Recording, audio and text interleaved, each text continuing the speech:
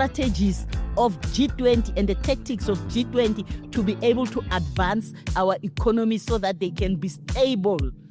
That is the purpose of today, not IT.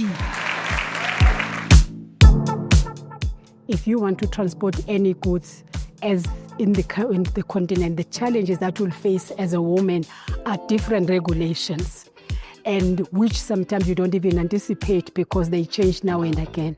Our take is that as women, we must go back to our countries and ensure that there's harmony in terms of regulations, particularly in as far as the cross-border transportation of goods, so that it is easy for women to also participate in the cross-border transportation of goods.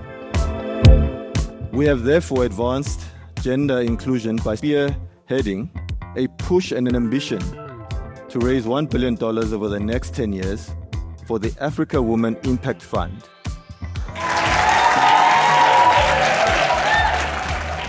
Coming from Alexandra, the statistics show us that every week, over 348 cases of GBV are reported at the Sandton police station.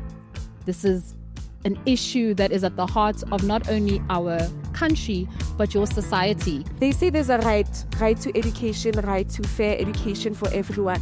I don't think that right is practiced. Girls in my community don't get sanitary pads for free, but they get condoms for free.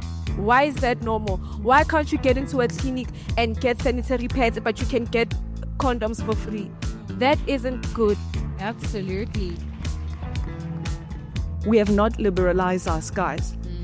Aviation is a mode of transportation. It is not a nice to have, it's a mode of transportation. But the bulk of our people do not fly. You are the privileged few here. And so there has to be an investment in the sector. There has to be investment also in women. South Africa is actually doing great. I have to give, in the top 3 globally in terms of training of pilots, female pilots. But South Africa is just one space. What about the rest?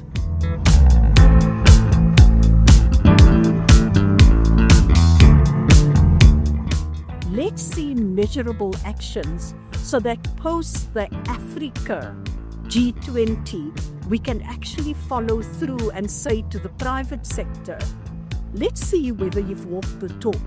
To the public sector, we will say, you need to speed up the pace of implementation. And to civil society, we'll say, keep governments accountable, but also contribute. We import about 16 billion worth of textiles and apparel each year. We're missing an opportunity. Give money, train women, let them produce those textiles locally.